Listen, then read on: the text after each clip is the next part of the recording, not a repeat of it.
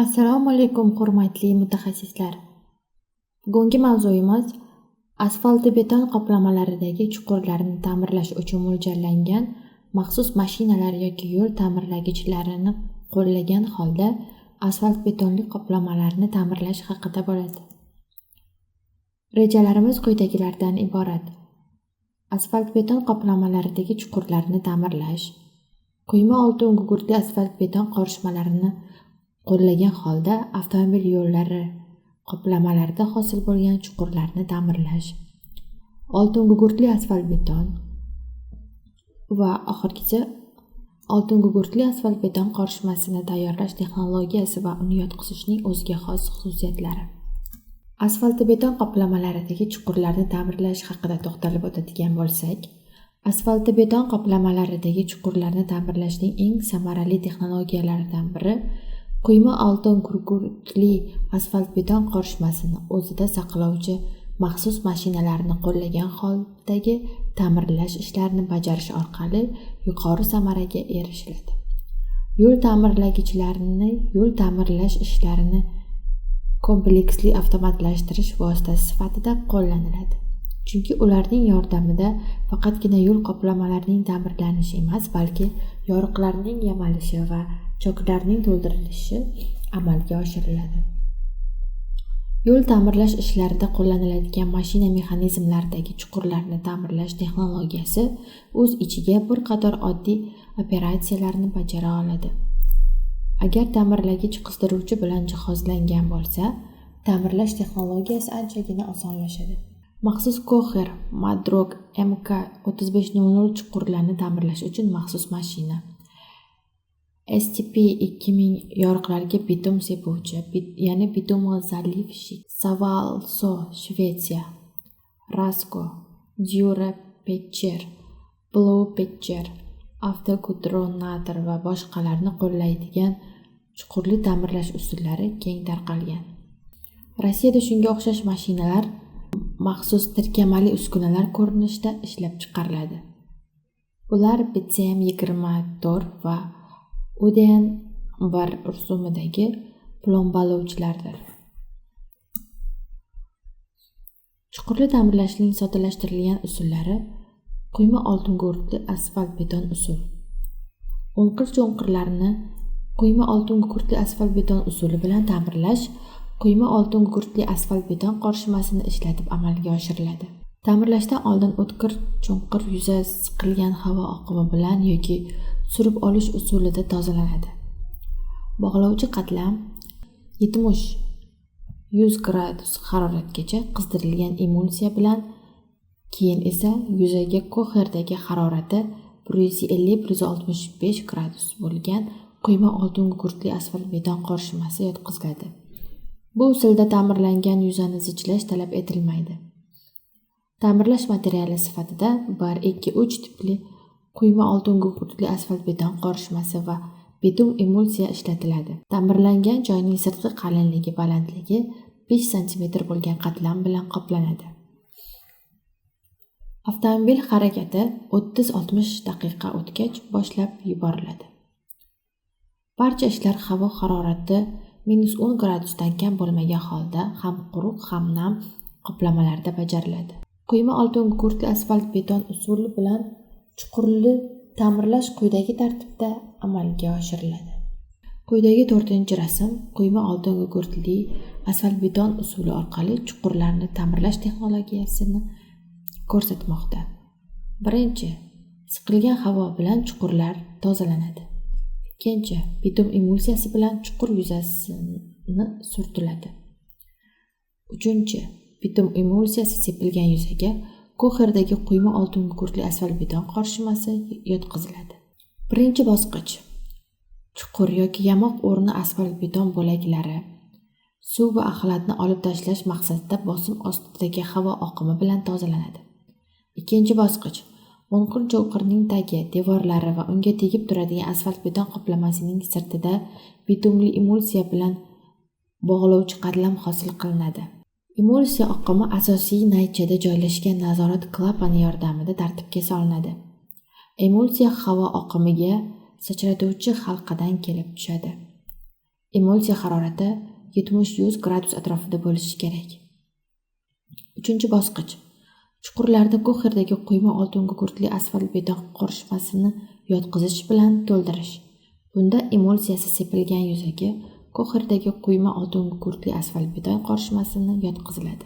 Shuni ta'kidlash lozimki, asfalt beton qoplamasidagi chuqurlar chekkalarini oldindan kesib tashlashni bekor qilish shunga olib keladiki, natijada o'nqir-cho'nqirning chekka oldi qismlarida tuzilmasi buzilgan eski asfalt beton qolib ketadi va u odatda pastdagi qatlam bilan sust birikishga ega bo'ladi. Bunday chuqurlarni ta'mirlashning xizmat qilish muddati an'anaviy texnologiyalarga nisbatan kam bo'lmaydi. Bundan tashqari yamoqlar noto'g'ri shaklga ega bo'ladi. Bu esa qoplamaning tashqi ko'rinishini yomonlashtiradi. Quyma oltin gugurtli asfalt beton qorishmalarini qo'llagan holda avtomobil yo'llari qoplamalarida hosil bo'lgan chuqurlarni ta'mirlash haqida to'xtalib o'tadigan bo'lsak, quyma oltin gugurtli asfalt beton qorishmasining o'ziga xos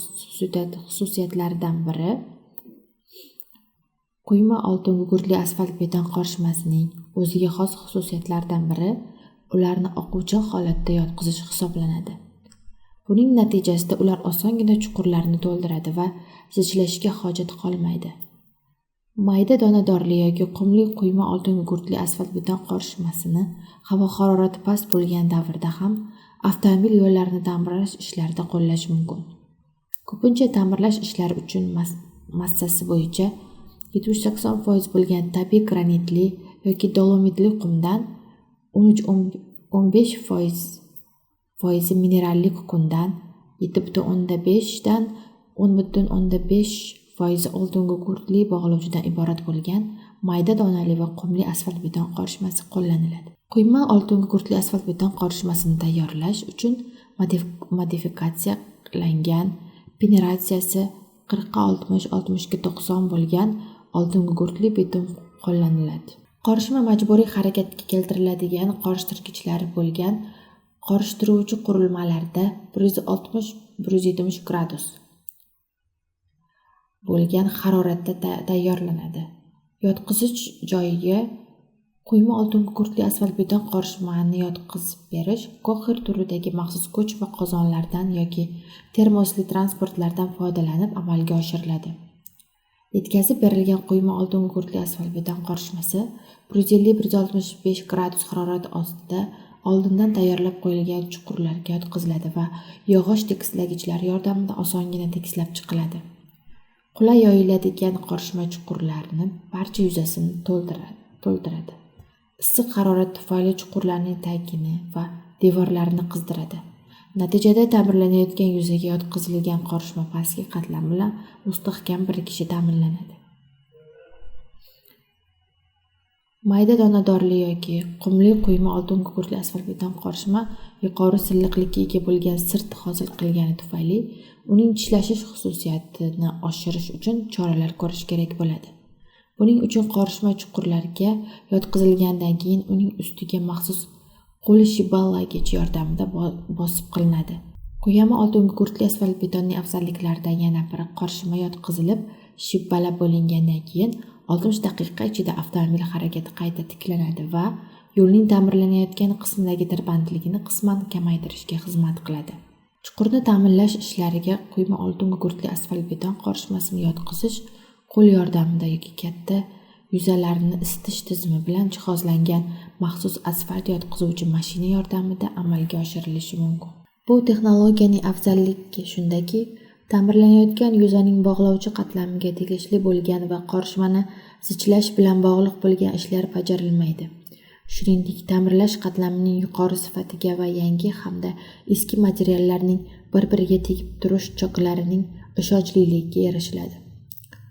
Kamchiligi shundan iboratki, maxsus qorishtirgichlarni, isitish tizimi bo'lgan ko'chma shiballagichlarni va qorishtirgich yoki ko'xirlar bilan ishlash jarayonida hamda quyma oltin gugurtli asfalt beton qorishmani tayyorlash jarayonida xavfsizlik texnikasiga, mehnat muhofazasiga amal qilinishi shart. Quyma oltin gugurtli asfalt beton qoplamasini ekspluatatsiya qilish jarayonidagi samaradorligi oddiy asfalt betonga nisbatan siqilishga, surilishga mustahkamligi yuqoriligi va deformatsiyaga chidamligidadir. Oddiy asfalt-beton qoplamalardagi chuqurlarni ta'mirlash ishlarida quyma oltin gugurtli asfalt-beton qorishmasidan foydalanilsa, yuqori samaradorlikka erishiladi.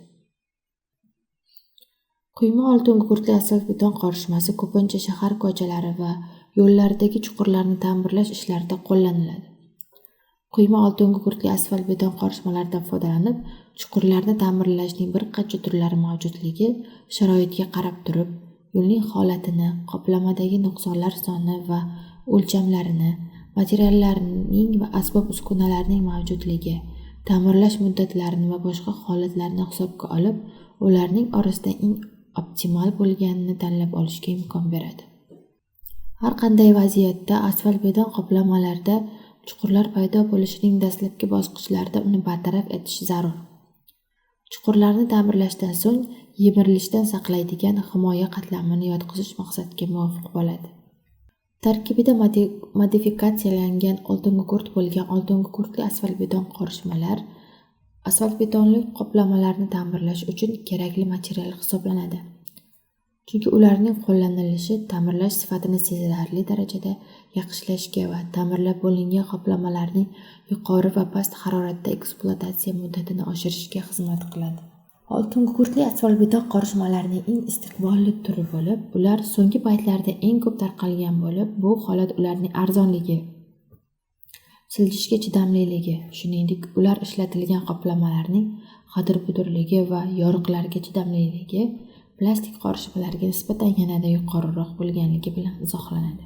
Mineral materiallarga modifikatsiyalangan oltin gugurtli bitumni qo'shish orqali oltin gugurtli asfalt-beton qorishmalari tayyorlanadi va bu qorishmalardan avtomobil yo'llari qoplamalarini qurish va ta'mirlash ishlarida keng qo'llaniladi. Oltin gugurtli asfalt-betonni havo harorati -5 gradusdan kam bo'lmagan taqdirda yo'llarni, chuqurlarni bartaraf etishda ishlatish tavsiya etiladi. Havoning harorati -5 gradusdan kamroq bo'lgan sharoitda yo'l ta'mirlash ishlarini olib borganda an'anaviy qorishmalarga nisbatan yanada pastroq haroratda ishlab chiqariladigan va asosida modifikatsiyalangan oltin gugurtli bitum bo'lgan oltin gugurtli asfalt-beton qorishmalarining yotqizishdagi sifat ko'rsatkichi pasayadi.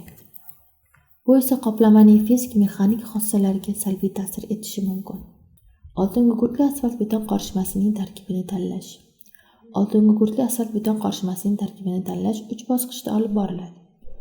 Mineral materiallar va modifikatsiyalangan oltin gugurtli bitumning sifati o'rganiladi va ularning xususiyatlari o'rnatilgan talablarga mos tekshiriladi. Mineral materiallarning, ya'ni chaqiq tosh, qum, mineral kukuni nisbati belgilanadi. Bunda mineral qism optimal zinchlikka ega bo'ladi. Mineral taglikning g'ovakligi 18 gradusdan oshmasligi kerak. Asfalt-betonga minimal g'ovaklikni ta'minlaydigan modifikatsiyalangan oltin gugurtning massali ulushi bog'lovchi hajmiga nisbatan 40% dan oshmagan holda fizik-mexanik xususiyatlarining eng yaxshi ko'rsatkichlari aniqlanadi. Oltin gugurtli asfalt-beton qorishmaning mineral qismini yoki uzluksiz granulometriya tamoyili asosida yoki karkasli uzilishli granulometriya tamoyili asosida tanlab olinadi. Buning uchun chaqiq tosh shunday miqdorda olinishi kerakki, uning zarralari qattiq fazoviy tizim hosil qilishi kerak bo'ladi. Birinchi, ikkinchi tipli oltin gugurtli asfalt-beton qorishmasi tarkibida o'lchami 5-20 mm bo'lgan chaqilgan toshning massa bo'yicha ulushi 40-55% miqdorda bo'lishi shart. Qumning mineral kukunga nisbatan qorishmaning maksimal zinchligidan kelib chiqib tanlanadi. Qum va mineral kukunning umumiy miqdori zarralarni surmasdan turib, chaqiq toshli karkasning barcha bo'shliqlarini to'ldirish lozimligini hisobga olgan holda tanlanadi. Aralashmaning tarkibi tanlab olinayotganda qum va mineral kukunning nisbati taxminan 1:3 va 1:2 atrofida olish tavsiya etiladi. Tanlab olingan mineral qismga modifikatsiyalangan oltin gugurtli bog'lovchining miqdorini quyidagicha qo'shgan holda oltin gugurtli asfalt-beton qorishmasi tayyorlanadi. A tip uchun modifikatsiyalangan oltin gugurtli bog'lovchi miqdori 3,9 5,2%. B tip uchun modifikatsiyalangan oltin gugurtli bog'lovchi miqdori 4,3% dan 5,7%. V tip uchun modifikatsiyalangan oltin gugurtli bog'lovchi miqdori 5,2 dan 6,1%. Har bir tip uchun optimal bog'lovchi miqdorini aniqlash uchun tayyorlanadigan namunalardagi bog'lovchi ulushi yuqorida keltirib o'tilgan qiymat oralig'ida 0,1% oshib boriladi va namunalarning hosillari aniqlanib analiz qilinadi. Qolgan holatlarda oltin gugurtli asfaltbeton tarkibi tanlab olayotganda quyidagi qoidalarga amal qilish kerak. GOST 191/2017 oltin gugurtli asfaltbeton qorishmalar va oltin gugurtli asfaltbeton. Oltin gugurtli asfaltbeton haqida to'xtalib o'tadigan bo'lsak, oltin gugurtli asfaltbeton xossalari. Oltin gugurtli asfaltbeton qorishmalar ushbu me'yoriy hujjatning 3.2.1-3.2.6 punktlaridagi talablarga mos kelgan holda tanlab olinsa, namunalarning xossalari quyidagi 7-jadval talablariga javob berishi shart. Quyma oltin gugurtli asfaltbetonning fizik-mexanik xususiyatlari. Quyidagi 7-jadvalda quyma oltin gugurtli asfaltbetonning fizik-mexanik xususiyatlari keltirib o'tilgan. Oltin gugurtli asfaltbeton qorishmasini tayyorlash texnologiyasi va uni yotqizishning o'ziga xos xususiyatlari haqida to'xtalib o'tadigan bo'lsak, oltin gugurtli asfaltbeton qorishmalarini tayyorlash, yotqizish. Oltin gugurtli asfaltbeton qorishmalarini tayyorlash, yotqizish, zichlash bo'yicha ishlar ODM 218-036-2022. Методические рекомендации по приготовлению асфальтбетонных смесей, их укладки, а также приемки выполненных работ по системе объемно-функционального проектирования mos kelgan holda olib boriladi. Oltin gugurtli asfaltbeton qorishmalarini tayyorlash majburiy harakatga keltiriladigan aralashtirgich bilan jihozlangan va materiallarning miqdorini aniq ta'minlab beradigan ixtiyoriy asfaltbeton zavodlarida amalga oshiriladi. Asfaltbeton zavodlarida oltin gugurtli asfaltbeton qorishmalarini tayyorlash vaqtidagi harorat 150 gradusdan oshmasligi tavsiya etiladi. Qorishma tayyorlash ushbu haroratdan oshirilsa, bog'lovchining xususiyatlarini sifati pasayadi. Qorishmani yotqizish harorati esa bog'lovchi tarkibidagi modifikatsiyalangan oltin gugurt miqdori 40% gacha bo'lganda 140 gradusdan 30% gacha bo'lganda 130 gradusdan kam bo'lmasligi tavsiya etiladi. Oltin gugurtli asfaltbeton qorishmasi tarkibidagi mineral materiallarning aralashtirish vaqti asfalt qorishtiruvchi qurilmaning ishchi parametrlariga bog'liq bo'ladi. An'anaviy asfaltbetonli qorishmalarni qorishtirish vaqtiga nisbatan materiallarni qorishtirish vaqtini 10% ga oshirish talab etiladi. Oltin gugurtli asfaltbeton qorishmasini qo'llagan holda avtomobil yo'llarini ta'mirlash ishlarini olib borish dastlabki tayyorlov ishlaridan boshlanadi va uning tarkibiga quyidagi ishlar kiradi. Sovuq frezalash usuli yordamida asfaltbeton qoplamaning shikastlangan qismini ajratib olish. Maxsus moslamalar yoki atboyka bolg'asi bilan frezerli barabanning kirish va chiqish qismi shunday kesilishi kerakki, natijada kesilish chizig'i to'g'ri bo'lishi kerak. Frezalangan sirtini iflos va changdan siqilgan havo yordamida tozalash. Frezalangan sirtga bitum emulsiyasini sepish. Frezalangan sirtga oltin gugurtli asfaltbeton qorishmasi yotqiziladi. Qoplama yuzasi katoklar yordamida zichlanadi.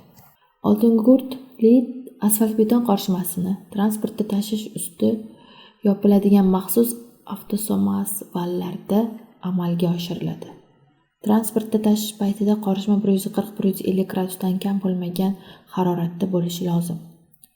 Oltin gugurtli asfaltbeton qorishmasini termosli bug' qozonida ishchi haroratida saqlashning muddati 2 soatdan oshmasligi lozim.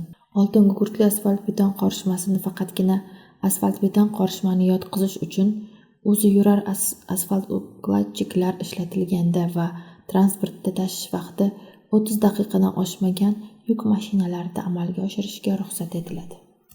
Oltin gugurtli asfaltbeton qorishma qurilish obyektiga yetkazilganda Avtomobil yo'llarini ta'mirlashda qoplamalarni yotqizish uchun maxsus o'zi yurar asfalt yotqizuvchi ukladchik yordamida yoki o'zi yurar trotuar yotqizadigan relesli asfalt yotqizuvchi yordamida amalga oshiriladi va ular yordamida aralashma oldindan belgilangan qalinlikda yotqiziladi. Kichik ta'mirlash ishlari olib borilganda aralashma bevosita oldindan tayyorlab qo'yilgan yuza ichiga qo'yiladi.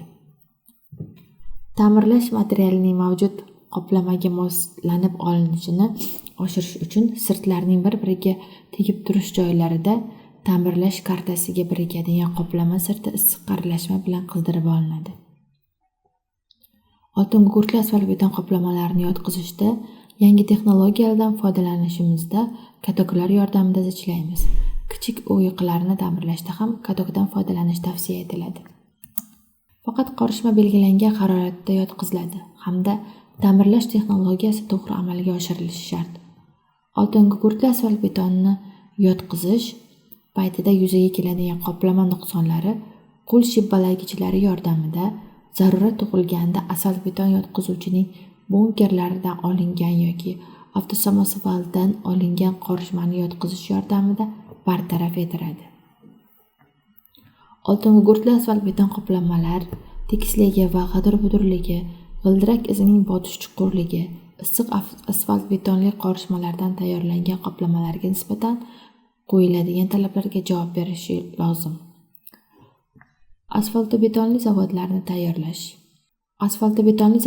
tayyorlash ABZlarning havoning keskin sovuq va issiq haroratlar sharoitlarida uzluksiz ishlab turishini ta'minlash maqsadida oldindan yilning iliq paytida qishda ishlash uchun zarur bo'ladigan chora-tadbirlarni o'tkazish lozim. Havoning manfiy harorati sharoitida ishlangan paytda ABZning texnologik asbob-uskunalari tarkibida gazni quruq yo'l bilan tozalaydigan chang yutuvchi uskunalarini ko'zda tutish lozim bo'ladi. Kondensat hosil bo'lishini oldini olish va chang yutuvchi qurilma hamda tutun yutgich DPO'ning uzluksiz ishlashini ta'minlash maqsadida ularni issiqdan himoya qiluvchi materiallar, ya'ni shlakli momiq va hokazo bilan izolyatsiya qilish kerak bo'ladi. Havo harorati pasayib ketgan paytlarda asfaltobetonli aralashmani tayyorlash jarayonida ABZning ayrim texnologik uskunalarini boshqarishni gidravlik tizimlari yordamida amalga oshirish lozim bo'ladi. Siqilgan havoli pnevmasetlarni qo'shimcha isitgichi mavjud bo'lgan charm g'iloflariga joylashtirish kerak bo'ladi. Qurituvchi barabanning uzluksiz ishlashini ta'minlash uchun yoqilg'ini forsunk orqali purkashni bug' yordamida amalga oshirish lozim. Mineralli materialni qabul qiluvchi bunkerga yuborishdan oldin yumshatish tavsiya etiladi.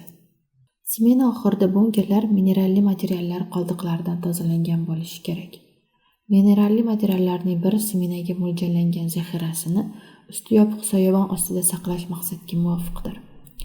Mehnat sharoitini yaxshilash, issiqlik yo'qotilishini kamaytirish va asfalt betonli aralashmalarning tayyorlanish sifatini oshirish maqsadida ayniqsa shimoliy hududlarda qurituvchi va qorishtiruvchi agregatlarning uskunalarini oqib keluvchi so'rib oluvchi ventilyatsiya hamda yong'inni o'chirish vositalari bilan jihozlangan yopiq xonalarda joylashtirish lozim. Suyuq polimer betonli qovushqoq moddaning sifati ikkinchi jadvalda keltirilgan ko'rsatkichlar va uning bir jinsliligi bo'yicha baholanadi. Polimer betonli qovushqoq moddaning bir jinsliligi har safar yangi partiya tayyorlanayotgan paytda tekshiriladi. Qovushqoq modda agar unda cho'kmalar, qo'moqlar va qo'yqalar bo'lmasa, bir jinsli hisoblanadi. Bir jinslilikni aniqlashni beton bilan kauchukli qovushqoq moddaga botiriladigan shisha tayoqcha yordamida aniqlanadi. Tayoqchani ko'tarib olgandan keyin qovushqoq modda bir tekis oqib turishi kerak. Tayoqchaning sirtidagi qo'moqlar va qo'yqalar qovushqoq moddaning bir jinsli emasligidan dalolat beradi. Tarkibida polimer bo'lgan butun mineralli qorishmalarni qabul qilib olish, yuklash, tushirish va saqlash GOST 9128/2013 ga muvofiq amalga oshiriladi. E'tiboringiz uchun rahmat.